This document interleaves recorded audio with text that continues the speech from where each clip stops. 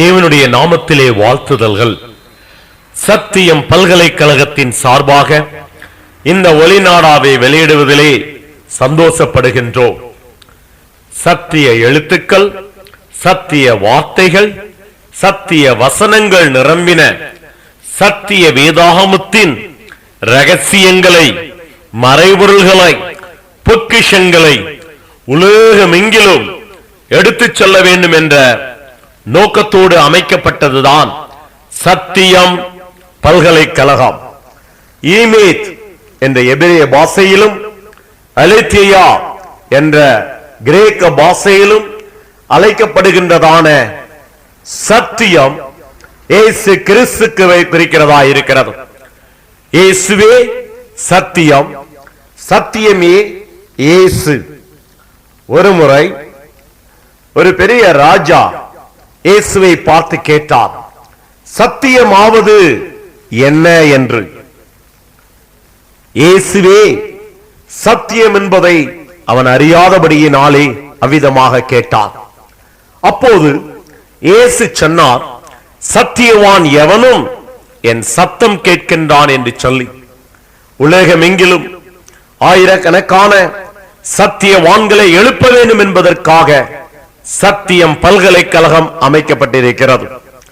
சத்தியத்திலே நடக்கின்ற சத்திய சாட்சிகளை சபை பாகுபாடின்றி, இன பாகுபாடின்றி, மொழி பாகுபாடின்றி, தேச பாகுபாடின்றி உருவாக்குவதற்காக சத்தியம் பல்கலைக்கழகம் இயங்கி வருகிறது.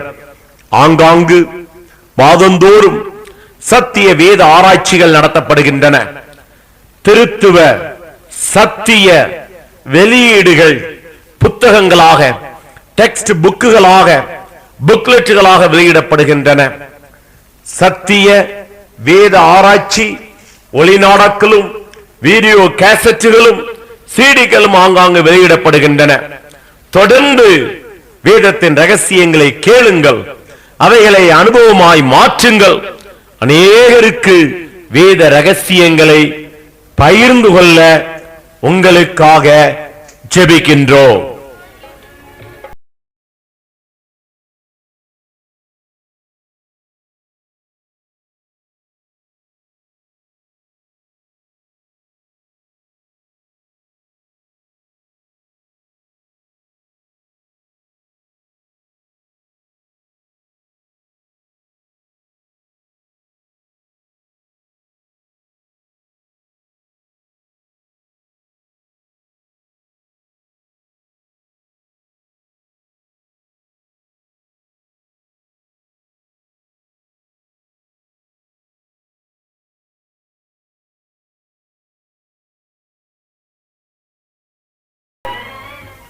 ஆபிரகாமின் தேவனும் ஈசாக்கின் தேவனும் யாக்கோபின் தேவனுமாகிய நம்முடைய திருத்துவ தெய்வத்திற்கு மகிமை உண்டாவதாக.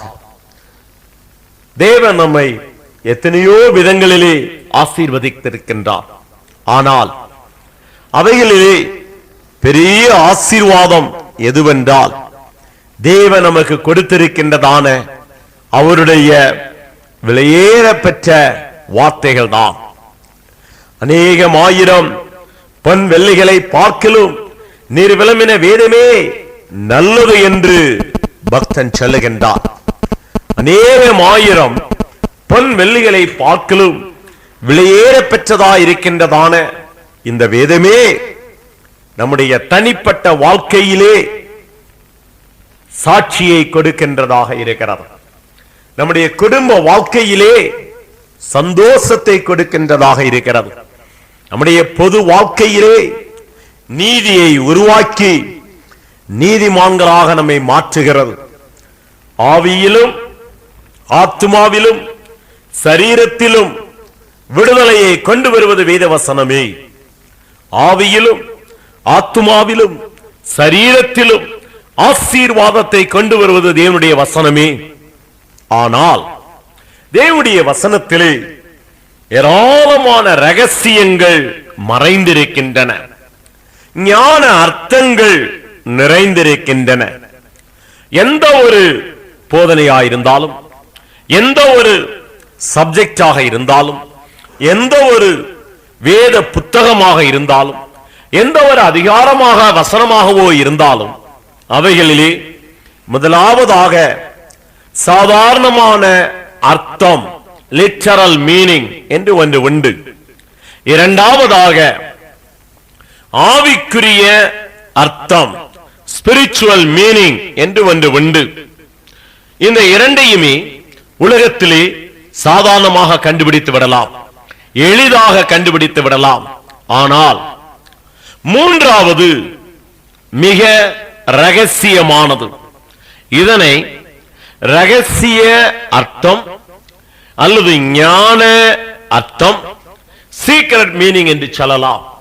ஆகவே மொத்தத்திலே simple meaning, spiritual meaning, secret meaning என்று வேதத்தின் எல்லா காரியங்களையும் மூன்றாய் பிரிக்கலாம். வேதத்தின் ஒரு பகுதியை எடுத்துக்கொண்டு வேதத்தின் ஒரு கேரக்டர், மோசே, எலியா, எசேக்கியேல், பவுல், பேதுரு போன்றவர்களை எடுத்துக்கொண்டு சாதாரணமாக அர்த்தப்படுத்தி பேசிவிடலாம். இன்னும் கூட ஆவிக்குரிய அர்த்தம் கூட கொடுத்து பேசிவிடலாம். ஆனால் இவை எல்லாவற்றையும் குறித்த ரகசிய அர்த்தங்களை கண்டுபிடிப்பது என்பது அவ்வளவு எளிதல்ல. அதற்கு என் கணிதம் தெரிந்திருக்க வேண்டும், வேத கணிதம் தெரிந்திருக்க வேண்டும். புத்தியுள்ளவன் கணக்கு பார்க்க கடவன் என்று வெளிப்படுத்தின விசேஷத்திலே சொல்லப்பட்டதான வசனத்தை நாம் கவனிக்க வேண்டும். ஞானமுள்ள மனது இதிலே விளங்கும் என்று சொல்லப்பட்டதான அந்த ஆலோசனையை நாம் ஏற்றுக்கொள்ள வேண்டும். ஆகவே என் கணிதத்தின்படி வேதத்தின் ரகசியங்களை நாம் புரிந்து கொள்ள முடியும். ஏசாயா 34வது அதிகாரத்திலே 16வது வசனத்திலே கர்த்தருடைய புத்தகத்திலே தேடி வாசியுங்கள் என்று ஆண்டவர் சொல்லுகின்றார். அப்போது அவரே அவைகளை எல்லாம் கூட்டி சேர்த்து கொடுப்பதாக சொல்லப்படுகிறது. இது வேதாகமத்திலே பிளஸ் கூட்டுதலுக்கு அடையாளமாகும். அடுத்தபடியாக இரவும் பகலும் தியானமாயிருக்கிற மனுஷன் பாக்கியவான், அவன் செய்வதெல்லாம் வாய்க்கும் என்று எழுதப்பட்டிருக்கிறது. தொடர்ந்து அப்படி தியானிக்கும் பொழுது ஆவியானவர் தாமே ஆவிக்குரிய காரியங்களை சம்பந்தப்படுத்தி காட்டுவார் என்பது பெருக்குதலை குறிக்கின்றது. அதே மாதிரி சத்திய ஆவி உங்களிடத்திலே வரும் பொழுது அவரே சகல சத்தியத்திலும் நடத்துவார் என்பது பகுத்து போதிக்கின்ற ரகசியங்களை குறிக்கிறது. ஆகவே தேவன் தாமே வேத கணிதத்தின்படி கூட்டி சொல்லிக் கொடுக்கின்றார், பெருக்கி சொல்லிக் கொடுக்கின்றார், வகுத்து சொல்லிக் கொடுக்கின்றார். அந்த அடிப்படையிலே சத்தியம் பல்கலைக்கழகம் வேத கணிதத்தை உபயோகப்படுத்தி வேதத்தின் எல்லா உபதேசங்களையும் நாம் புரிந்து கொள்கிற வகையிலே இன்றைக்கு போதித்து வருகின்றது. இன்றைக்கு திருத்துவ வருகையும் திருத்துவ ரட்சிப்பும் என்றதான ஆராய்ச்சி செய்தியை நீங்கள் கேட்க இருக்கின்றீர்கள். ஆயத்தமாய் இருக்கின்றீர்களா? முடிந்தவரை நீங்கள் குறித்துக் கொள்வது, அதை பின்னதாக வேதத்தோடு ஒப்பிட்டு யோசித்து பார்ப்பது என்னமாய் உங்களுடைய வாழ்க்கையிலே பிரயோஜனமாக இருக்கும். இந்த வேத ஆராய்ச்சிகள் உங்களுடைய வாழ்க்கையிலே அனுபவத்திலே கொண்டு வர அவைகள் உங்களுக்கு உதவியாக இருக்கும். ஆண்டவருடைய இரட்சகருடைய முதலாவது வருகையிலே ரட்சிப்பு சம்பந்தப்பட்டிருக்கின்றது. ஆண்டவருடைய இயேசுவாகிய ராஜாதி ராஜாவின் மணவாளனின் இரண்டாவது வருகையிலே ரட்சிப்பு சம்பந்தப்பட்டிருக்கிறது. ஆண்டவராகிய இயேசு கிறிஸ்துவின் மூன்றாவது வருகையிலும் கூட ரட்சிப்பு சம்பந்தப்பட்டிருக்கிறது. ஆகவேதான் திருத்துவ வருகையும் திருத்துவ ரட்சிப்பும் என்று வேத ஆராய்ச்சியை இப்போது தொடங்கி இருக்கின்றோம். ரட்சிப்பை பல கோணங்களிலே நாம் ஆராய்கின்றதான பொழுது, முதலாவதாக ரட்சிப்பானது பிதாவாகிய தேவனோடும், இரண்டாவதாக குமாரனாகிய இயேசு கிறிஸ்துவோடும், மூன்றாவதாக பரிசுத்த ஆவியானவராகிய தேவனோடும் வேதத்திலே ரகசிய தொடர்புடையதாக இருக்கின்றது. ஏசாயா தீர்க்கதரிசியின் புத்தகம் 12வது அதிகாரம் 1-2 வசனங்களை வாசித்து பார்ப்போமானால், தேவனே எனது ரட்சிப்பு என்று எழுதப்பட்டிருக்கிறது. அடுத்தபடியாக அவரே எனது ரட்சிப்பும் ஆனவர் என்று எழுதப்பட்டிருக்கின்றது. அடுத்தபடியாக ரட்சிப்பின் ஊற்றில் இருந்து நீங்கள் தண்ணீர் மொண்டு கொள்ளுங்கள் என்றும் எழுதப்பட்டிருக்கிறது. ரட்சிப்பு என்ற வார்த்தை 3 விதமாக இங்கே தொடர்பு படுத்தப்பட்டிருக்கிறது. தேவனே எனது ரட்சிப்பு என்பது பிதாவாகிய தேவனோடு உள்ள சம்பந்தத்தை வெளிப்படுத்துகிறது. நம்மை ரட்சிக்கும்படியாக ஒருவரும் கெட்டு போவது தேவனுடைய சித்தமில்லை என்பதை வேத வசனங்கள் தெளிவுபடுத்துகின்றன. தீமோத்தேயுக்கு பவுல் எழுதின 1வது நிருபத்திலே 2வது அதிகாரத்திலே 4வது வசனத்திலே எல்லா மனுஷரும் ரட்சிக்கப்பட தேவன் சித்தமுள்ளவராக இருக்கிறார் என்பதை இது உறுதிப்படுத்துகிறது. இரண்டாவதாக அவரே எனது ரட்சிப்பும் ஆனவர், ஆக்கப்பட்டவர் என்பது தெய்வ மாமிசத்திலே வெளிப்பட்டு குமாரனாக இந்த பூமிக்கு வந்து நம்முடைய ரட்சிப்புக்காக அவர் பாடுபட்டதை தெளிவாய் நிரூபிக்கின்றது.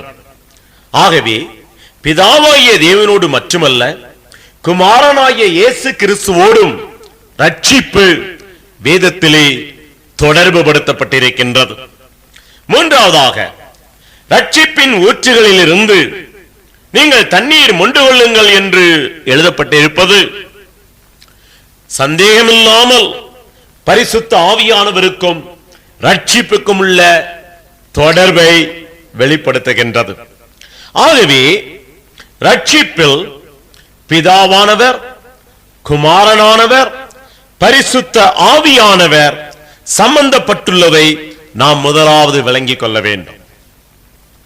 அடுத்த கட்டத்திலே ரட்சிப்பு என்பது தேவ தூதர்களோடு சம்பந்தப்பட்டதல்ல, அல்லது விழுந்து போன சாத்தானின் கூட்டத்தாரோடும் சம்பந்தப்பட்டதல்ல, அல்லது மிருக ஜீவன்களோடும் சம்பந்தப்பட்டதல்ல.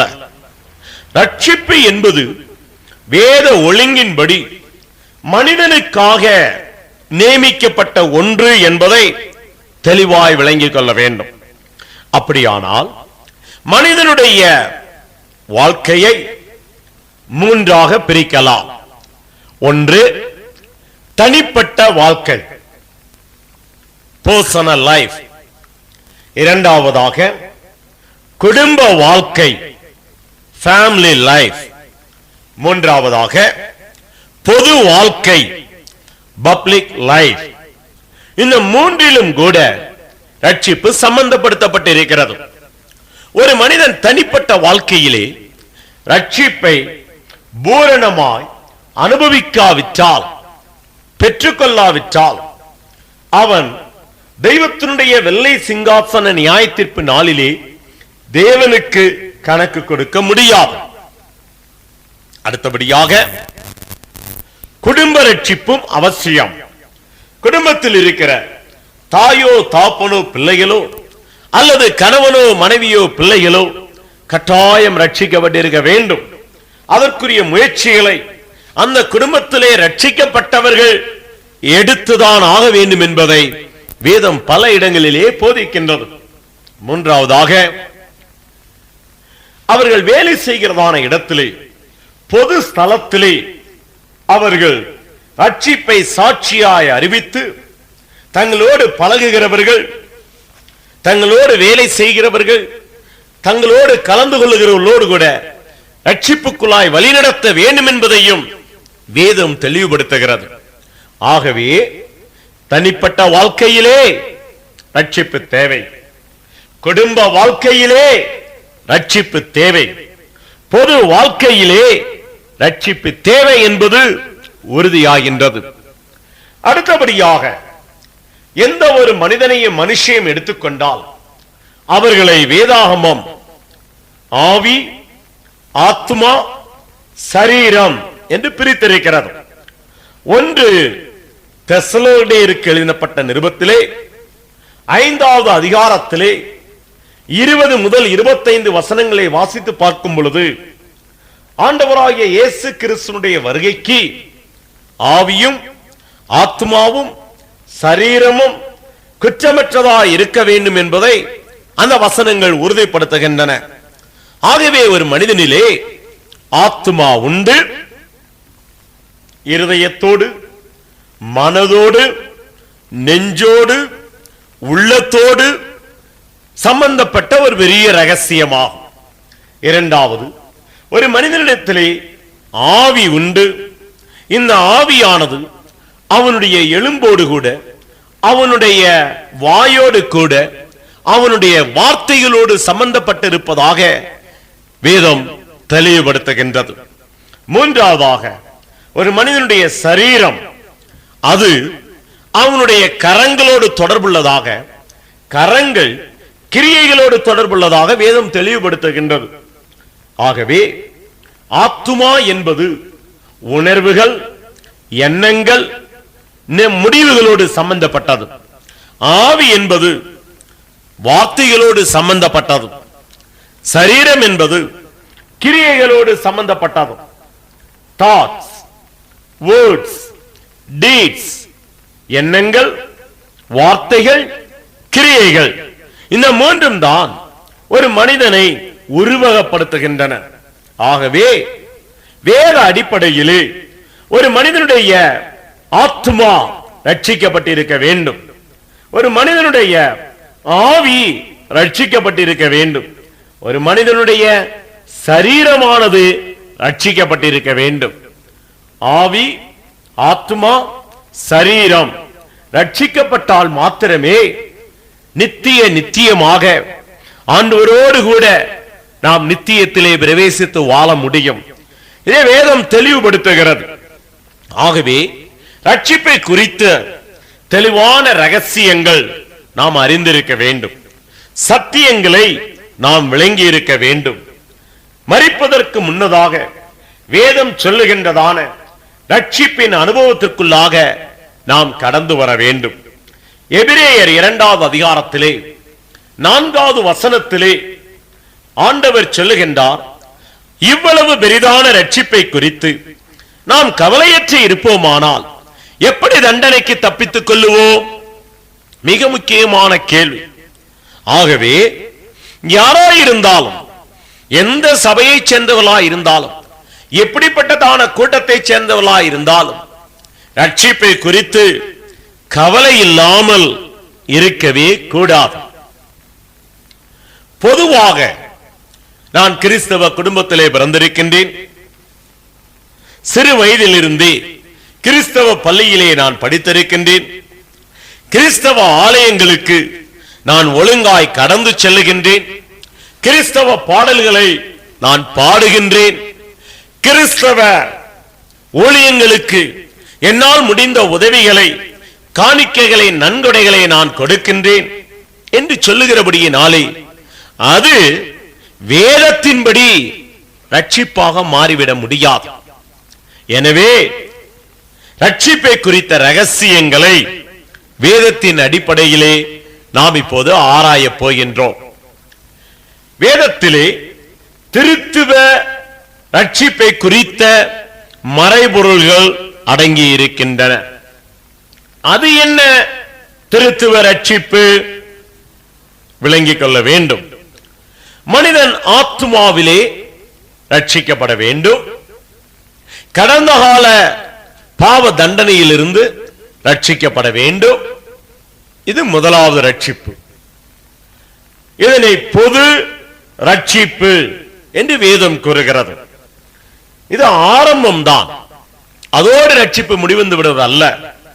அடுத்தபடியாக பெற்றுக்கொண்ட பொது ரட்சிப்பை கொஞ்சம் கொஞ்சமாக வசனங்களின் உதவியோடு கூட பூரண ரட்சிப்பாக மாற்றிக்கொள்ள வேண்டும். நிகழ்கால ரட்சிப்பாக மாற்றிக்கொள்ள வேண்டும். பாவ வல்லமையிலிருந்து ரட்சிக்கப்படுகிற ஒரு அனுபவத்திற்குள்ளாய் கடந்து வர வேண்டும். அடுத்தபடியாக நித்திய ரட்சிப்பு மூன்றாவதாக வேதத்திலே சொல்லப்பட்டுள்ளது. இந்த உலகத்தை விட்டு, இந்த பாவ சமூகத்தை விட்டு நாம் முற்றிலுமாய் எதிர்காலத்திலே விடுவிக்கப்பட போகின்ற அனுபவம் தான் எதிர்கால ரட்சிப்பு என்று வேதம் சொல்லுகிறது. இதைத்தான் திருத்துவ ரட்சிப்பு என்று வேதம் உறுதிப்படுத்துகிறது.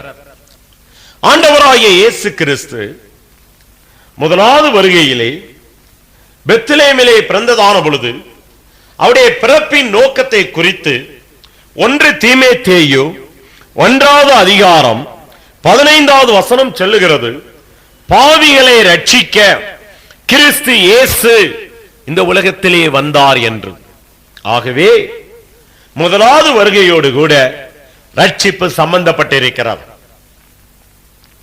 மணவாளனாகிய இயேசு இனி 2வது முறை மத்திய ஆகாயத்திலே ரகசியமாக வெளிப்படுகிறதான பொழுது மரித்த தெய்வ பிள்ளைகளையும் உயிரோடு இருக்கிறதான தெய்வ பிள்ளைகளையும் ஆகாயத்தின் மேல் எடுத்துக் கொள்வதாக 1 தெசலோனிக்கேயர் 4வது அதிகாரத்திலே சொல்லப்பட்டிருக்கிறது. அப்படி அவர் எடுத்துக்கொள்ளுகின்றதான பொழுது எடுத்துக்கொள்ளப்படுகின்றதான மக்களுக்கு அவர் ரட்சிப்பை அருளுவதாக எபிரேயர் 9வது அதிகாரம் 28 சொல்லுகிறது. அந்த அடிப்படையிலே வேதத்தை ஆராய்ந்து பார்க்கும் பொழுது இயேசு மத்திய ஆகாயத்திலே 2வது முறை தன்னை வெளிப்படுத்துகின்றதான பொழுது அவர் ரட்சிப்போடு சம்பந்தப்பட்டிருக்கின்றார். பின்னதாக உபத்திரவகால மகாபத்திரகாலம் முடிந்த பின்னர் 3வது வருகையிலே ஆண்டவராகிய இயேசு கிறிஸ்து அஜாதி ராஜாவாக இந்த பூமிக்கு இறங்கும் பொழுது ரட்சிக்கப்பட்டவர்களோடு கூட இந்த பூமிக்கு வருகின்றார். அவர்களுக்காக 1000 வருட அரசாட்சியை ஆளுகையாக கொடுக்கின்றார். ஆதியாகமம் 1வது அதிகாரத்திலே மனிதனை உருவாக்குகிறதான திட்டத்தை தேவன் வெளிப்படுத்தின பொழுதே அங்கு தெளிவாய் சொல்லுகின்றார், நீங்கள் ஆண்டு கொள்ளுங்கள் என்கிறார், ஆள கடவீர்கள் என்கிறார். ஆள வேண்டும் என்பது தேவனுடைய சித்தம், மனிதன் ஆள வேண்டும் என்பது தேவனுடைய திட்டம். இதுவரைக்கும் மனிதன் அதனை செய்ய முடியவில்லை. ஆனால் இயேசுவின் மூலமாய் மீட்கப்பட்ட, விடுவிக்கப்பட்ட, ரட்சிக்கப்பட்ட மக்கள் ஒரு நாள் இந்த உலகத்தை 1000 வருடம் ஆட்சி செய்ய போவதாக வெளிப்படுத்தின விசேஷம் 20வது அதிகாரம் தெளிவுபடுத்துகிறது. ஆகவே இயேசுவின் முதலாவது வருகையிலே ரட்சிப்பு இணைக்கப்பட்டிருக்கிறது. 2வது வருகையிலே ரட்சிப்பு இணைக்கப்பட்டிருக்கிறது. 3வது வருகையிலே ரட்சிப்பு இணைக்கப்பட்டிருக்கிறது. இயேசு கிறிஸ்து முதலாவது வருகையிலே ரட்சிப்பை உண்டு பண்ண வந்தார். ரட்சிப்புக்கான ஆயத்தத்தை செய்ய வந்தார். ரட்சிப்புக்கான வேலையை கல்வாரியிலே ரத்தம் சிந்தி தண்ணீரை வெளிப்படுத்தி ஆவியை ஒப்புக்கொடுத்து அவர் செய்து முடித்தார். 2வது வருகையிலே இயேசு மத்திய ஆகாயத்திலே வெளிப்படும் பொழுது பொதுவான ரட்சிப்பு பெற்று, பூர்ணமான ரட்சிக்க பெற்று, ரட்சிக்கப்பட்டவர்களை எடுத்துக் கொள்ளும்படியாக வருகிறார். 3வது வருகையிலே இயேசு கிறிஸ்து ரட்சிக்கப்பட்டவர்களை கனம் பண்ணும்படியாக வருகிறார். ஆகவே திருத்துவ வருகையிலே திருத்துவ ரட்சிப்பு சம்பந்தப்படுத்தப்பட்டிருக்கிறது என்பதை நாம் தெளிவாய் விளங்கிக் கொள்ள வேண்டும். ஒரு கிறிஸ்தவனுடைய நோக்கம், ஒரு கிறிஸ்தவ குடும்பத்தினுடைய எதிர்பார்ப்பு, ஒரு கிறிஸ்தவ சபை ஊழியத்தினுடைய திட்டம் மனிதர்களை ரட்சிப்புக்குள்ளாய் வழி நடத்துகிறதாக இருக்க வேண்டும். ஆகவே திருத்துவ ரட்சிப்பை குறித்து வேதத்திலே ஆராய்ந்து பார்க்க இன்னும் ஆழமாக கடந்து செல்வோமா? திருத்துவ ரட்சிப்பிலே முதலாவது ரட்சிப்பு யூதா நிருபத்திலே 2-3 வசனங்களிலே சொல்லப்பட்டிருக்கின்றது. பொதுவான ரட்சிப்பை குறித்து அங்கு குறிப்பு காணப்படுகின்றது. பொதுவான ரட்சிப்பு என்றால் என்ன? மிக முக்கியமாக இந்த உலகத்திலே வாழ்கின்றதான மனிதனுடைய வாழ்க்கையை வேதத்திலே ஆராய்ந்து பார்க்கும் பொழுது ஆதி மனுஷனாகிய ஆதாமும் ஆதி மனுஷியாகிய ஏவாளும் தேவனுடைய வார்த்தையை மீறி பாவம், அக்கிரமம், மீறுதல் என்ற குற்றத்தை செய்தனர். அதன் நிமித்தம் அவருடைய இரத்தத்திலே, தண்ணீரிலே, ஆவியிலே தேவனுக்கு விரோதமான பாவம், மீறுதல், அக்கிரமம் கலந்து விட்டது. தொடர்ந்து அவருடைய பிள்ளைகள் மூலமாய் பரம்பரையாக பாவ சுபாவம், மீறுதலின் சுபாவம், அக்கிரம சுபாவம் நிறைந்த ரத்தம் மனிதனுக்குள்ளாய் ஓடிக்கொண்டிருக்கிறது. அப்போஸ்தலர் 17 26வது வசனத்திலே இப்போது இந்த உலகத்திலே வாழ்கிற எல்லாரையும் அவர் ஒரே ரத்தத்தினாலே தோன்ற பண்ணினார் என்று எழுதப்பட்டிருப்பது ஆதி மனிதனுடைய ரத்தத்தை குறிக்கிறது. அந்த ரத்தத்திலே சத்துரு தந்திரமாக பாவம், மீறுதல், அக்கிரமத்தை கலந்து விட்டபடியினாலே தொடர்ந்து மனித சமுதாயத்திலே பாவம், மீறுதல், அக்கிரமம் காணப்படுகிறது. இதை குற்றம் என்று 1 தெசலோனிக்கேயர் 4வது அதிகாரம் 5வது அதிகாரத்திலே சொல்லப்பட்டிருக்கிறது. ஆகவேதான் குழந்தை பிறப்பிக்கப்படும் பொழுது அந்த குழந்தையின் ரத்தத்திற்குள்ளாக பாவமும், மீறுதலும், அக்கிரமும் காணப்படுகிறது. சங்கீதம் 51 தாவீது பாடும்போது சொல்லுகிறார், என் தாய் என்னை பாவத்திலே கற்பந்தரித்தால் நான் வெர்க்கணத்திலே உருவானேன். தெளிவாய் சொல்லப்பட்டிருக்கிறது. சிறிய குழந்தைகளுடைய உடம்பிலே பாவ சுபாவம் ஓடிக்கொண்டிருக்கிறபடியினால் தான் அவர்களுக்குள்ளாய் ஒரு விளையாட்டின் போது ஒரு பொம்மையை மற்ற குழந்தையை பிடுங்கிக் கொள்ளும் பொழுது அடிக்கவோ, கோபப்படவோ, சத்தம் போடவோ, அழுகவோ அந்த குழந்தை செய்கிறது. இதையெல்லாம் யாரும் சொல்லிக் கொடுப்பதல்ல. குழந்தையாயிருந்தாலும் இவைகளை செய்வதற்கு காரணம் என்ன? பாவ சுபாவம். பாவ ரத்தம் ஓடுகிறபடியினாலே பாவ ரத்தத்தோடு வளர்கிறதான மனிதன் சூழ்நிலை வரும்போது இன்னும் பாவங்களையும், மீறுதல்களையும், அக்கிரமத்தையும் செய்கின்றான்.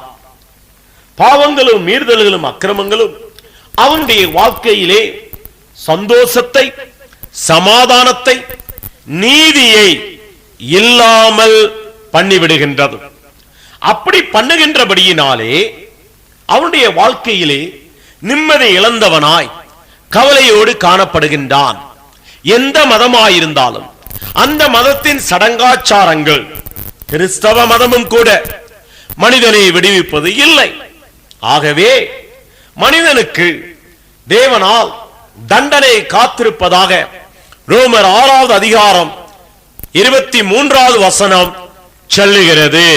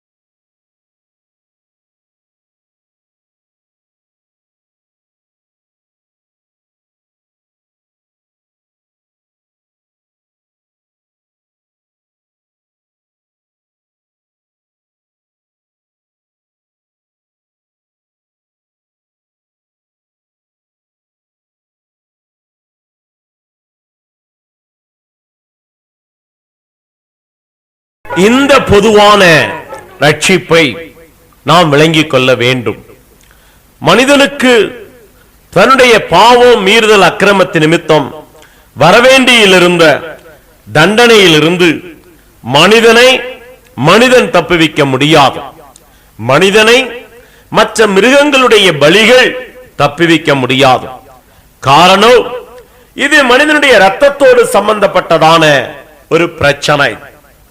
எல்லா மனிதனுடைய இரத்தத்திலும் பாவம் மீறுதல் அக்கிரமம் ஓடிக்கொண்டிருக்கிறபடியினாலே மனிதனை மீட்க ஒரு பரிசுத்தமான இரத்தம் தேவைப்பட்டது. ஆகவேதான் ஆண்டவராகிய இயேசு கிறிஸ்து இந்த பூமிக்கு கடந்து வந்தார். 1 தீமோத்தேயு 3வது அதிகாரத்திலே 14வது வசனத்திலே சொல்லப்பட்டபடி தேவன் மாமிசத்திலே வெளிப்பட்டார். தெய்வத்தினுடைய வார்த்தை மாமிசமாக மாற்றப்பட்டது. அந்த மாமிசத்தின் ஜீவன் இரத்தமாக இருக்கின்றது. வந்தார், வாழ்ந்தார், கல்வாரி சிலுவையிலே மனிதனுடைய பாவம் மீறுதல் அக்கிரமத்தை அவர் சுமந்ததாக ஏசாயா 53வது அதிகாரம் தெளிவுபடுத்துகின்றது. அவர் நம்முடைய ரட்சிப்புக்காக கல்வாரியிலே ரத்தத்தை சிந்தினார், தண்ணீரை வெளிப்படுத்தினார், ஆவியை ஒப்புக் கொடுத்தார். இதுதான் பொதுவான ரட்சிப்பின் திட்டம். மரித்து அடக்கம் பண்ணப்பட்டு உயிர்த்தெழுந்து அவர் பரமேறி சென்றார். இந்த திட்டம் சுவிசேஷமாக உலகம் எங்கிலும் இன்றைக்கு அறிவிக்கப்பட்டு வருகிறது. இந்த திட்டத்தை யார் யார் விசுவாசிக்கிறார்களோ, ஏற்றுக்கொள்ளுகிறார்களோ, இந்த திட்டத்திற்குள்ளாய் தங்களை ஒப்புக் கொடுத்து மனம் திரும்புகிறார்களோ, அப்போது அவர்களுடைய கடந்த கால வாழ்க்கையிலே அவர்கள் செய்த எல்லா விதமான பாவங்கள் மீறுதல் அக்கிரமங்களுக்கு வரவேண்டிய தண்டனையை தேவன் மன்னிக்கின்றார். இதைத்தான் பாவ மன்னிப்பாகிய ரட்சிப்பு என்று லூக்கா 1வது அதிகாரம் 77வது வசனம் சொல்லுகிறது. அவருடைய நாமத்தினாலே, இயேசுவின் நாமத்தினாலே நமக்கு ரட்சிப்பு உண்டு என்று யோவான் 1வது அதிகாரம் 12வது வசனமும் அப்போஸ்தலர் 10வது அதிகாரம் 43வது வசனமும் சொல்லுகின்றன. ஆகவே தெய்வத்தினுடைய பொது ரட்சிப்பின் திட்டத்தை கேட்டு நாம் மறுபடியும் பிறக்க வேண்டும், மனம் திரும்ப வேண்டும் என்று வேதம் தெளிவாய் சொல்லுகிறது. அப்படி நாம் செய்யும் பொழுது நமக்கு பொது மன்னிப்பை தேவன் கொடுக்கின்றார்.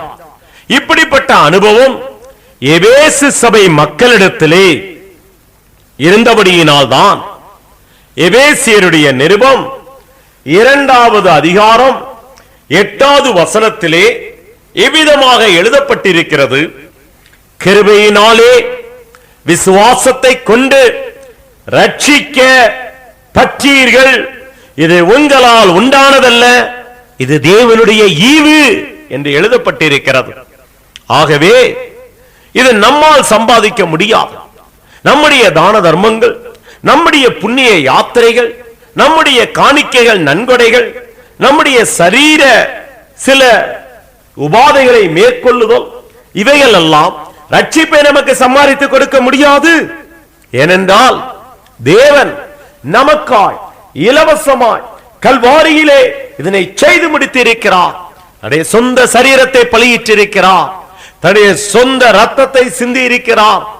அது நமக்கு தேவன் செய்த கிருபை.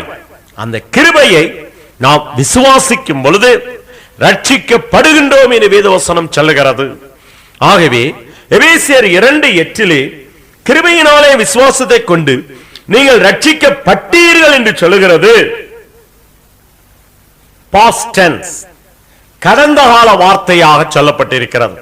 ஆகவே பொதுவான ரட்சிப்பு என்பது நிச்சயமான சபையின் அனுபவமாக இருக்கிறது, ஊழியனின் அனுபவமாக இருக்க வேண்டும், விசுவாசியின் அனுபவமாக இருக்க வேண்டும். ஆகவே கடந்த கால தண்டனையிலிருந்து விடுவிக்கப்பட, கடந்த கால பாவம் மீறுதல் அக்கிரமங்களிலிருந்து விடுவிக்கப்பட, கடந்த காலம் நமக்கு வரவேண்டிய சாபங்களிலிருந்து விடுவிக்கப்பட, நமக்கு பொதுவான ரட்சிப்பு அவசியமாகிறது. இது போதாது. பொதுவான ரட்சிப்பை பெற்றுக்கொண்டு நாம் வருகையிலே எடுத்துக் கொள்ளப்பட முடியும் என்று இன்றைக்கு அநேகர் போதிக்கின்றார்கள்.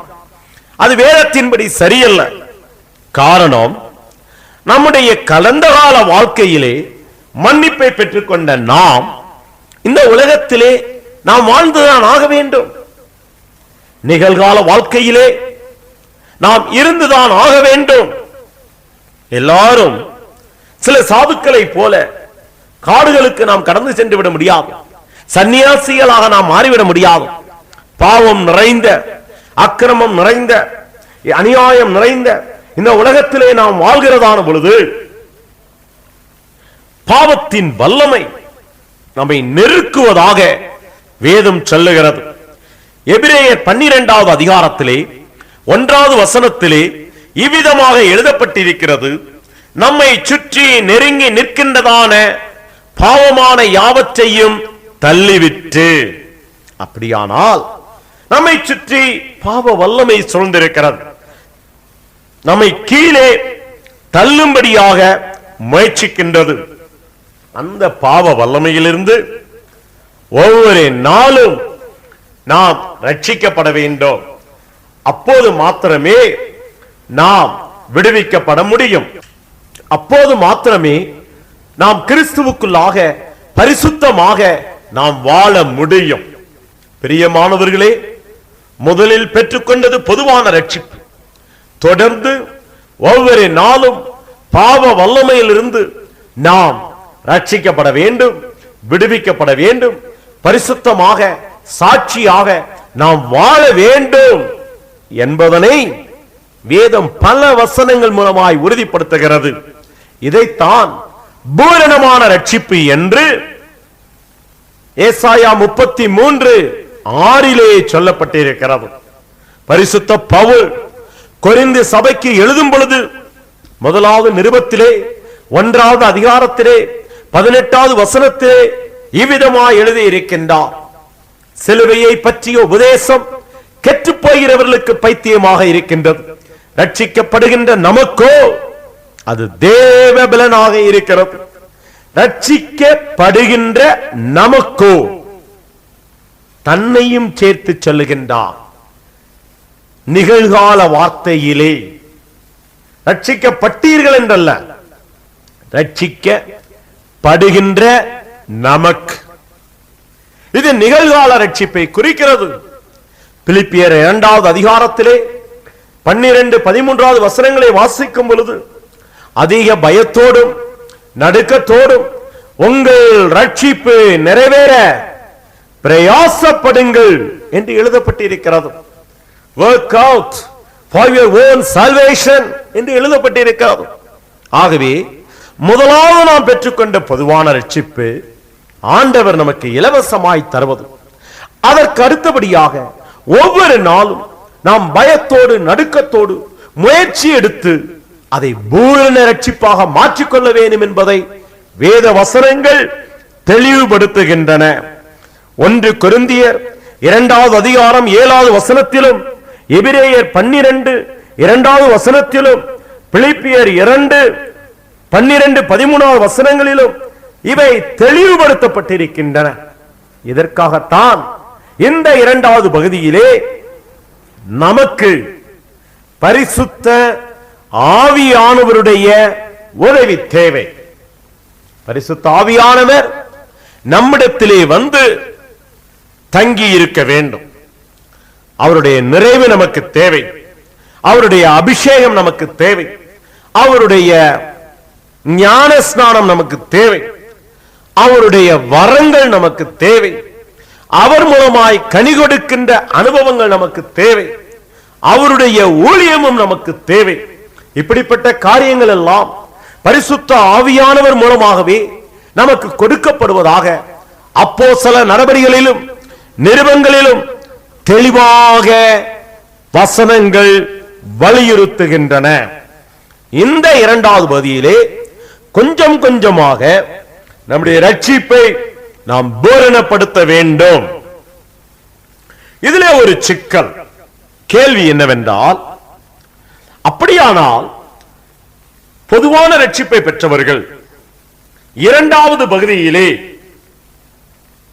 பூர்ண ரட்சிப்பின் காலகட்டத்திலே ஏதாவது தவறு செய்தால் அல்லது விழுந்து போனால் அவர்கள் பரலோகம் போவார்களா போக மாட்டார்களா?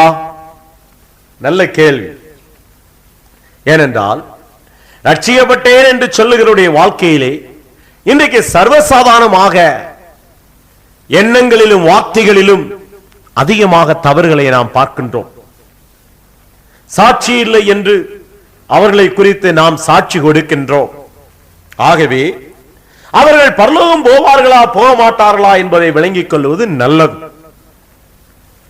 பெரும்பான்மையான கிறிஸ்தவர்கள் இயேசுவின் இரத்தத்திலே ஆரம்பத்திலே கழுவி விட்டபடியினாலே அவர்கள் தவறு செய்தாலும் பரலோகம் போவார்கள் என்பது உபதேசமாக இருக்கிறது.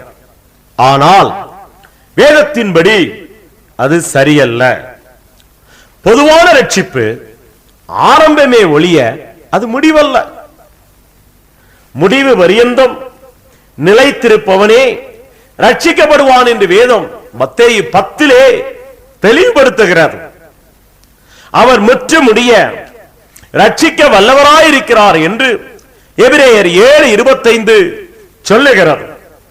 ஆகவே பொதுவான ரட்சிப்பை பெற்றுக்கொண்டு அதை லைசன்ஸாக எடுத்துக்கொண்டு நிகழ்காலத்திலே தொடர்ந்து தேவனுக்கு விரோதமான தவறுகளை செய்து வந்தால் பரிசுத்த ஆவியானவர் மனிதனை விட்டு விலகி போய்விடுவார். ஒருவேளை பரிசுத்த ஆவியானவர் கொடுத்த வரங்கள், அந்நிய பாஷை, அற்புத அடையாளம் செய்கிறவைகள் அவனிடத்தில் இருக்கலாம். ஆனால் பரிசுத்த ஆவியானவர் அவனிடத்திலே இருப்பார் என்பதற்கு வேதத்திலே ஆதாரம் இல்லை. எனவே அவன் பரிசுத்த ஆவியானவரால் வழிநடத்தப்பட்டு பரலோகம் போக முடியாது. ஆனால் இரண்டாவது காலகட்டத்திலே ஒருவேளை தவறு செய்து அந்த தவறு உணர்த்தப்பட்டு அவன் மனம் திரும்புவானானால் ஆண்டவருக்காக மறுபடியும் ஒரு பரிசுத்த வாழ்க்கைக்குள்ளாக கடந்து வர முடிவெடுத்து வாழ்வானானால் அவனுடைய அந்த நிகழ்கால தவறுகளையும் ஆண்டவர் மன்னிப்பதாக வேதம் தெளிவுபடுத்துகிறது. உதாரணமாக அப்போஸ்தலர் 2வது அதிகாரத்தின் கடைசியிலே ரட்சிக்கப்பட்டவர்களை கர்த்தர் அனுதினமும் சபையிலே சேர்த்து வந்ததாக சொல்லப்பட்டிருக்கிறது. அப்படியானால் ரட்சிக்கப்பட்டவருடைய கூட்டத்தினாலே தான் சபை உருவாக்கப்பட்டிருக்கிறது. இது நடக்கும் பொழுது கிட்டத்தட்ட கிபி 1வது நூற்றாண்டில் 34 அல்லது 35 வருடமாவது இருக்கலாம். பின்பு 60 வருடங்கள் சபையின் காலங்கள் கடந்து போகின்றன. 95 96வது வருடத்திலே 1வது நூற்றாண்டிலே யோவான் பத்ம தீவில் இருந்து நிருபங்களையும் சுவிசேஷத்தையும் வெளிப்படுத்தின விசேஷத்தையும் எழுதும் பொழுது 60 வருட காலத்திலே சபைகள் ஸ்தாபிக்கப்பட்டதையும் சபைகளிலே நடந்த பிரச்சனைகளையும் நன்கு அறிந்தவனாக அங்கு அவன் ஆலோசனையை எழுதுகின்றான். 20 வருடங்களுக்கு பிறகல்ல, 60 வருடங்களுக்கு பின்னதாக அவன் எழுதுகின்றதான வெளிப்படுத்தின விசேஷத்திலே 2வது அதிகாரத்திலும் 3வது அதிகாரத்திலும் சபைகளை குறித்து தான் பேசுகிறான். சபையில் இருக்கிறதான மக்கள், அதாவது ரட்சிக்கப்பட்டு சபையிலே சேர்ந்ததான மக்கள், அவரிடத்திலே காணப்பட்ட குறைவுகளை பற்றித்தான் அவன் கண்டித்து எழுதுகிறான். நீ இந்த குறையிலிருந்து மனம் திரும்பாவிட்டால் உனக்கு இன்ன விதமான தண்டனை காத்திருக்கிறது என்றும் அவன் எச்சரிக்கின்றான். ஆகவே ரட்சிக்கப்பட்ட சபையிலே வசனத்தின்படியே தவறு நடந்திருப்பது, விழுந்திருப்பது, அவர்களை மனம் திரும்ப மீண்டும் அழைப்பது, வேதத்திலே ஆதாரமுடையதாக இருக்கிறது. அவன் நிருபத்திலே எழுதும் பொழுது, நாம் பாவம் செல்லவேயுமானால் நம்மை நாமே வஞ்சிக்கிறவர்களாய் இருப்போம், பாவம் நம்மை தொடர்ந்து பிடிக்கும் என்ற அர்த்தத்திலே அவன் எழுதுகின்றான். ஆகவே சபையானது குறிப்பிட்ட காலகட்டங்களுக்கு பின்னதாக கூட தவறுகள் செய்திருப்பதற்கு, ஆனால் அவைகளை தேவன் மனம் திரும்ப அழைப்பதற்கு வேதத்திலே ஆதாரம் இருக்கிறது. எப்படி ஆயினும் பரிசுத்த ஆவியானுடைய உதவியோடு கூட நிகழ்காலத்திலே தவறுகள் இல்லாமல், குற்றங்கள் இல்லாமல் வாழ்வது நல்லது. அதற்குரிய கிருபைகளை தேவன் நமக்கு கொடுப்பார். அப்படி மீறி நடந்தால் அந்த காலகட்டத்திலே செய்த தவறுகளுக்கு கணக்கு கொடுப்பது மட்டுமல்ல, அதற்குரிய பலாபலன்கள், மகிமைகள், கிரீடங்கள் இவைகள் நமக்கு கிடைக்காமல் போவதற்கு நியாய தீர்ப்பிலே வாய்ப்புகள் உண்டு. உனக்கு இருக்கிற கிரீடத்தை நீ இழந்து போகாதபடிக்கு எச்சரிக்கையாயிரு என்று வெளிப்படுத்துகிற விசேஷத்திலே சொல்லுவதிலிருந்து இழந்து போகாமல் பாதுகாத்துக் கொள்வது நல்லது. பொதுவான ரட்சிப்பை பெற்று நிகழ்காலத்திலே பூரண ரட்சிப்பை பெற்று காத்திருப்போமானால் இயேசுவின் இரண்டாவது வருகையிலே அவர் வெளிப்படும் பொழுது நாம் மத்திய ஆகாயத்திற்கு எடுத்துக் கொள்ளப்படுவோம். அப்படி எடுத்துக் கொள்ளப்படுகின்றதான பொழுது நமக்கு எதிர்கால ரட்சிப்பை, நித்திய ரட்சிப்பை, பாவ உலகத்திலிருந்தே ஒரு ரட்சிப்பை ஆண்டவர் தருவதாக எபிரேயர் 9:28 சொல்லுகின்றது. அதற்கு பின்னதாக ஆகாயத்திலே நடக்கிற ஆட்டுக்குட்டியானுடைய கல்யாணத்திலே நாம் பங்கெடுக்கின்றோம். உலகத்திலே உபத்திரவ காலமும் மகாபத்திர காலமும் முடிந்த பின்பு மறுபடியுமாக இந்த உலகத்திற்கு இயேசுவின் மூன்றாவது வருகையிலே ஒலிவ மலையிலே நாம் இறங்க வேண்டுவதாக சகரியா 14வது அதிகாரம், அப்போஸ்தலர் 1வது அதிகாரம் தெளிவுபடுத்துகிறது. அப்படி ரட்சிக்கப்பட்ட மக்களாய் பூமிக்கு நாம் திரும்பி வரும்போது 1000 வருட அரசாட்சியை தேவன் நம்மிடத்திலே கொடுக்கின்றார். இந்த பூமியை, இந்த பூமியிலே இருக்கிறதான மற்றவர்களை 1000 வருடம் ஆட்சி செய்கிறதான ஒரு கணம், மகிமை, ஒரு சிறப்பு ரட்சிக்கப்பட்டவர்களுக்கே தேவன் கொடுக்கின்றார். ஆகவே பொதுவான ரட்சிப்பை பெற்றிருக்க வேண்டும். பூர்ணமான ரட்சிப்புக்குள் கடந்து போக வேண்டும். நித்தியமான ரட்சிப்புக்கு எதிர்பார்த்து காத்திருக்க வேண்டும். பவுல் கூட, பேதுரு, யோவான், சாது சுந்தர் சிங், கைலாச மகரிஷி அல்லது எந்த ஒரு பக்தனாக இருந்தாலும் பொதுவான ரட்சிப்பை பெற்று, பூரணமான ரட்சிப்பை பெற்று மரித்து இப்போது இரண்டாவது வருகைக்காக காத்திருக்கிறார்கள். இரண்டாவது வருகையிலே அவர்களுக்கு நித்திய ரட்சிப்பை தேவன் தரப்போகின்றார். அவர்களோடு கூட நாமும் அதனை பெற்றுக் கொள்ளும்படியாய் வேத வசனங்களுக்குள்ளாக கடந்து சென்று ரட்சிப்பை நாம் பெற்றுக்கொள்ள தேவன் நமக்கு உதவி செய்வாராக. கேட்கின்றதான அருமையான சகோதரனே, சகோதரியே, இதை குறித்து இன்னும் விளக்கம் தேவையானால் தாராளமாய் நீங்கள் என்னுடன் தொடர்பு கொள்ளலாம். என்னுடைய மற்ற புத்தகங்களையும் வாங்கி வாசிக்கலாம். ஆங்காங்கு அடிமையை கொண்டு தேவன் நடத்துகின்ற சத்திய வேத ஆராய்ச்சியிலே நேரடியாக நீங்கள் பங்கு கொள்ளலாம். வேதாகமத்திலே என்ன சந்தேகம், கேள்வி இருந்தாலும் அவைகளுக்கு தெளிவான ஆதாரங்களோடு கூட பதில் கொடுத்து வருகின்றோம். காரணம், பைபிள் தி பெஸ்ட். வேதத்திற்கு இணையானது ஒன்றுமில்லை, வேதத்திற்கு ஒப்பானது ஒன்றுமில்லை. வேதத்தை போல வேறு எதுவுமே இல்லை. வேதத்தை நேசியுங்கள், வேதத்தை தேடுங்கள், வேதத்தை தியானம் பண்ணுங்கள், வேதத்தை ஆராய்ச்சி பண்ணுங்கள். வேதத்தின் மூலமான திருத்துவ ரட்சிப்பை நீங்களும் உங்களுடைய குடும்பத்தாரும் உங்களோடு கூட வேலை செய்கின்றதான மக்களும் பெற்றுக்கொள்ள சத்தியத்திற்கு உங்களை ஒப்புக்கொடுங்கள். சத்தியம் உங்களை விடுதலையாக்கும். அநேகர் சொல்லுகின்றபடி நாம் முதலாவது பெற்றுக்கொண்ட ரட்சிப்பே போதும், எடுத்துக்கொண்ட ஞானஸ்நானமே போதும், பெற்றுக்கொண்ட அந்நிய பாஷை அடையாளத்தோடு கூடிய அபிஷேகமே போதும், நாம் வருகையிலே எடுத்துக்கொள்ளப்பட முடியும், பரலோகத்திற்கு போய்விட முடியும் என்று கூறுவது வேதத்தின்படி சரியான உபதேசம் அல்ல. யாராயிருந்தாலும் நித்திய ரட்சிப்பை அடைந்துதான் ஆக வேண்டும். ஏனென்றால் மரித்து உயிர்த்தெழுந்த இயேசு பரலோகத்திலே மூன்றாவது வானத்திற்கு கடந்து சென்று பிதாவின் வலது பாரிசத்திலே உட்கார்ந்து நமக்காக வேண்டுதல் செய்து கொண்டிருப்பதாக, விண்ணப்பம் செய்து கொண்டிருப்பதாக வேதம் தெளிவாய் சொல்லுகிறது.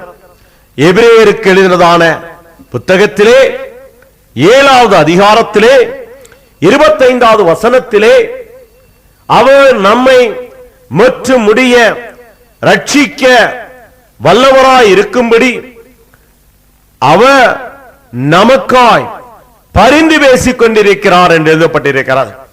ஆகவே இயேசு பிதாவின் வலது பாரிசத்திலே உட்கார்ந்து பரிந்து பேசுகிறார் என்றால் எதற்காக? நம்மை சுகமாக்குவதற்காக அல்ல, குணமாக்குவதற்காக அல்ல, அற்புதங்கள் அடையாளங்கள் செய்வதற்காக அல்ல. அவையெல்லாம் தேவைதான். ஆனால் அவை 2வது 3வது 4வது தேவையாகிறது. பிரதானமான நோக்கம், பிரதானமான தேவை நாம் ரட்சிக்கப்பட வேண்டும். ஆகவே பிரியமானவர்களே, இந்த விஷயத்திலே நாம் வஞ்சிக்கப்பட்டு விட போய்க்கூடாது. நாமும் யாரையும் வஞ்சித்து விடக் கூடாது. வசன ஒழுங்கின்படி மனம் திரும்பி மறுபடியும் பிறந்து முற்றிலுமாய் பாவ வாழ்க்கையை வெறுத்து இயேசுவின் நாமத்திலே, இயேசுவின் இரத்தத்திலே, இயேசுவின் வார்த்தையினாலே நாம் ரட்சிக்கப்பட்டு பொது மன்னிப்பை பெற்றுக் கொள்ள வேண்டும். தொடர்ந்து தேவ பயத்தோடு தேவ வசனங்களுக்கு அதிக மிக முக்கியத்துவத்தை கொடுக்க வேண்டும். அந்தி சந்தி மத்தியான வேளைகளிலே தேவனுடைய வார்த்தையை தேட வேண்டும், தியானம் பண்ண வேண்டும், ஆராய வேண்டும். காரணம், நம்முடைய வயிற்றுக்கு உணவு கொடுத்தால் மாத்திரம் போதாது, நம்முடைய ஆத்மாவிற்கு, நம்முடைய ஆவிக்கு வேத வசன உணவை கொடுக்க வேண்டும். வேத வசனங்களின்படி நமக்குள்ளாக பொது ரட்சிப்பு கிடைக்கும் பொழுது ஒரு புதிய மனுஷன் பிறக்கின்றான், ஒரு ஆவிக்குரிய மனுஷன் உண்டு பண்ணப்படுகின்றான். அப்படிப்பட்ட புதிய மனுஷனை, ஆவிக்குரிய மனுஷனை தேவ சாயலிலே வளர்க்க வேத வசனமாகிய மன்னா மிக மிக அவசியமாகிறது. ஆகவேதான் 1 பேதுருவிலே 2வது அதிகாரத்திலே நீங்கள் புதிதாய் வளர்ந்த குழந்தைகளைப் போல கலங்கம் இல்லாத ஞானப்பாலாகிய திருவசனத்தின் மேல் வாஞ்சியாயிருக்க வேண்டும் என்று சொல்லப்படுகிறது. ஆகவே அந்தி சந்தி மத்தியான வேளையிலே வேத வாக்கியங்களை உட்கொள்ளுங்கள். அவைகள் உங்களுக்குள்ளாய் கடந்து சென்று புதிய மனுஷனை, ஆவிக்குரிய மனுஷனை அது பரிசுத்தமாக்குகிறது, பலப்படுத்துகிறது, வளரச் செய்கிறது. எதிர்ப்புகளை, சோதனைகளை, கஷ்டங்களை தாங்கும்படியான சக்தியை அளிக்கிறது. பரிசுத்த ஆவியானவர் கூட இருந்து அந்த வசனங்களின் மூலமாய் கிருபையை நம்முடைய ஆத்மாவிலே, ஆவியிலே அனுப்பி கொடுக்கின்றார். மட்டுமல்ல, வருகைக்கும் நம்மை ஆயத்தம் பண்ணுகின்றார். ஆகவே பிரியமானவர்களே, நிகழ்கால ரட்சிப்பிலும் நம்மால் எச்சரிக்கையா இருக்க முடியும். நிகழ்கால ரட்சிப்பையும் நாம் கவனத்தோடு செயல்படுத்த முடியும். யாக்கோபின் புத்தகத்திலே சொல்லப்பட்டபடி கிரியை இல்லாத விசுவாசம் செத்தது. ஆகவே பொது மன்னிப்பிலே விசுவாசம் நமக்கு முக்கியமாயிருந்தாலும், இரண்டாவது பூரண ரட்சிப்பிலே கிரியைகள் அவசியம். வசனத்திற்கு ஏற்றதான கிரியைகள், வசனம் சொல்லுகிறதான கீழ்ப்படுதலின் கிரியைகள் நமக்கு அவசியம். அதற்காகத்தான் வேதத்தை தேட வேண்டும், தியானம் பண்ண வேண்டும், ஆராய வேண்டும். வேத வசனங்களுடைய கிருபை நமக்குள்ளா இறங்க வேண்டும். அந்த வேத வசனங்கள் தான் வேலியை போல நம்மை பாதுகாக்க முடியும். அப்போது மனிதர்கள் அல்ல, வசனம் நமக்குள்ளாய் வருகையிலே எடுத்துக்கொள்ளப்பட வேண்டும் முடியும் என்ற நிச்சயத்தை கொடுக்கின்றது. அந்த நிச்சயத்தோடு இருந்தாலோ அல்லது இறந்தாலோ கூட நமக்கு நித்திய ரட்சிப்பை தேவன் தருவார். எபிரேயருடைய நிருபத்திலே 5வது அதிகாரத்திலே 9வது வசனத்திலும் 4வது அதிகாரத்திலே 17வது வசனத்திலும் அந்த எதிர்கால ரட்சிப்பு, அந்த நித்திய ரட்சிப்பு தெளிவாய் சொல்லப்பட்டிருக்கிறது. பிரியமானவர்களே, இயேசுவின் முதலாவது வருகையிலே ரட்சிப்பை உண்டு பண்ண வந்தார் அல்லவா? கிறிஸ்துமஸை கொண்டாடுகின்ற நாம், கிறிஸ்துமஸ் பிறப்பை கொண்டாடுகிற நாம் அவருடைய நோக்கத்தை ஏற்றுக்கொண்டிருக்கிறோமா? பொதுவான ரட்சிப்பை பெற்றிருக்கிறோமா? இயேசு உயிர்த்தெழுந்து பரலோகத்திற்கு ஏறி சென்று இனி திரும்பி வருவார் என்று சொல்லுகிறோமே, பாடுகின்றோமே.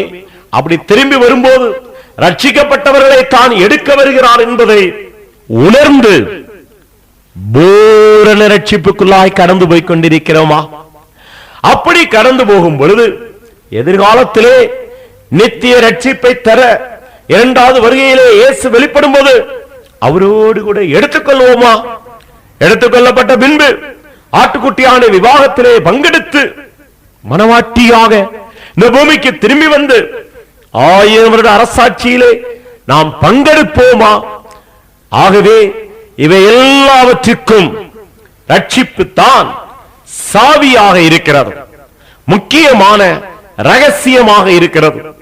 நீங்களும் உங்களுடைய குடும்பத்தாரும் ஒற்றார் உறவினர்களும் சபையாரும் இந்த திருத்தவ ரட்சிப்புக்குள்ளாய் கடந்து செல்ல உங்களுக்காக ஜெபிக்கின்றேன். ஜெபிப்போமா? கண்களை மூடி திருத்துவ ரட்சிப்புக்காக ஆண்டவரை நோக்கி நாம் விண்ணப்பம் ஏறெடுப்போமா?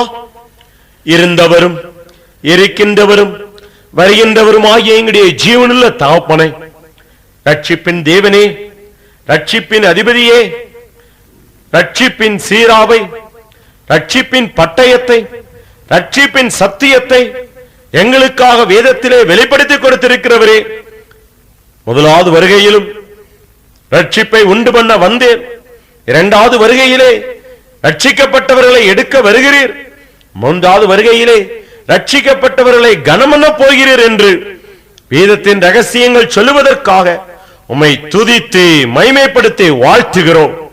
அப்பா, இந்த ஒளிநாடாவின் மூலமாய் உம்முடைய திருத்துவ ரட்சிப்பின் சத்தியத்தை கேட்ட ஒவ்வொருவரையும் ரட்சிப்பீராக, விடுவிப்பீராக, மீட்பீராக.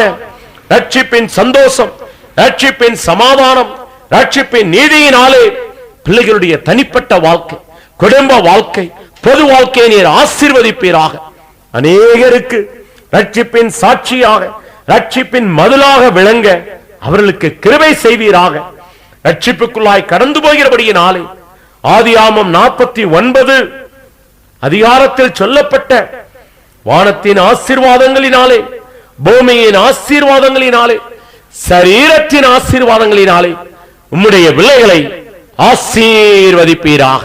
ரட்சிப்பினால் வேலை கட்டுவீராக. துதிகனமே இல்லாமுடைய வார்த்தைக்கு வார்த்தையாகிய இயேசுவின் நாமத்தில் பரிசுத்த ஆவியானுடைய ஒத்தாசையில ஜெபிக்கிறேன் ஜீவனுள்ள நல்ல பிதாவே, ஆமென், ஆமென்.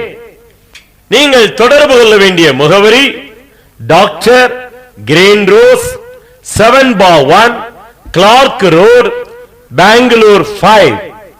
தொலைபேசி எண் 08054755621. மறுபடியும் சொல்லுகின்றேன்.